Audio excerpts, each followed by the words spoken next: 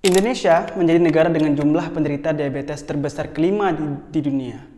Berdasarkan laporan International Diabetes Federation, ada 19,5 juta warga Indonesia berusia 20 hingga 79 tahun yang mengidap penyakit tersebut pada tahun 2021.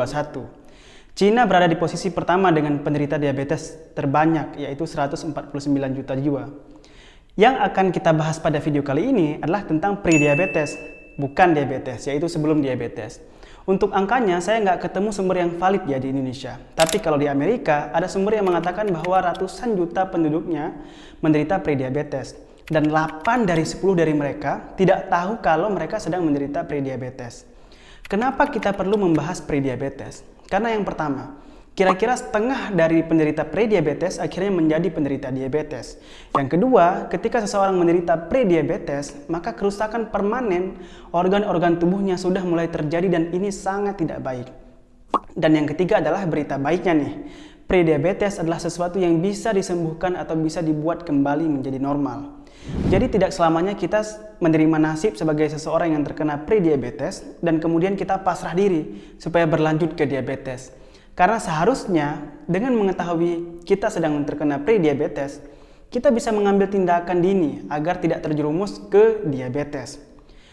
Saya yakin dan percaya bahwa banyak orang di sekitar kita, baik itu teman, saudara, bahkan keluarga, yang terkena diabetes. Dan kita bisa melihat langsung dengan mata kepala kita sendiri betapa turunnya kualitas hidup mereka. Mereka harus menjaga makan, harus minum obat, harus disuntik insulin, aktivitasnya terganggu, dan sakit-sakitan sepanjang waktu. Saya sendiri pernah ketemu pasien yang dia kakinya sudah menghitam dan sudah beberapa kali dioperasi untuk pembersihan luka oleh dokter bedah. Namun ketika datang ke saya itu situasinya sedang menderita muntah-muntah. Tentu saja saya konsul ke spesialis penyakit dalam dan sudah diberikan beberapa jenis obat anti muntah oleh penyakit dalam. Akan tetapi muntahnya masih saja terus berlanjut terus-menerus dan tidak sembuh dan pasiennya sudah sangat lemah dan sudah sangat tersiksa dan akhirnya dia mengangkat tangan dan berkata, "Ya Allah, angkatlah penyakit saya." Dan saya di situ betul-betul merasa tidak bisa melakukan apa-apa sebagai dokter. Nah, itulah pentingnya kita bahas pre-diabetes. Karena yang banyak bisa saya lakukan adalah di tahap ini. Memberikan edukasi kepada masyarakat tentang tanda-tanda seseorang terkena pre-diabetes dan apa solusi yang bisa dilakukan untuk membuat pre-diabetes menjadi normal kembali. Baik, tanda pertama adalah sering merasa gelisah dan depresi tanpa penyebab yang jelas. Rasa cemas dan depresi ini memang merupakan gejala yang lumayan umum untuk penderita pre-diabetes dan diabetes. Tanda kedua adalah memiliki lemak di perut. Ini bahkan terjadi pada orang kurus sekalipun. Jadi bukan hanya pada orang gemuk ya. Biasa kita sebut dengan skinny fat. Badannya kurus tapi perutnya buncit. Yang ketiga adalah kita mudah marah. Dikit-dikit marah, mood kita sangat jelek dan membuat orang di sekitar kita merasa sangat tidak nyaman dengan mood kita yang seperti itu. Hal ini saya alami sendiri ketika dulu saya masih minum manis di kehidupan sehari-hari.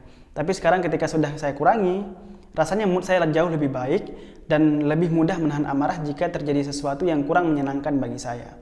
Yang keempat adalah mudah lapar. 2 jam setelah makan, lapar lagi. Itu juga pertanda seseorang terkena pre-diabetes. Yang kelima adalah kalau seseorang didiagnosa dengan PCOS atau Polycystic Ovarian Syndrome. Maka ini kemungkinan besar orang tersebut mengalami pre-diabetes. Tanda selanjutnya adalah penghitaman pada lipatan kulit, khususnya pada leher dan ketiak. Ini disebut dengan acanthosis nigricans. Juga muncul skin tags yang jumlahnya lebih dari 3. Jerawat yang berlebihan juga termasuk tanda kita mengalami pre-diabetes. Tanda selanjutnya adalah penglihatan kita mulai kabur. Infeksi saluran kemih yang terus-menerus dan berulang juga salah satu tandanya. Atau bisa juga infeksi jamur atau infeksi kulit. Ditambah luka kita juga sembuhnya lebih lama.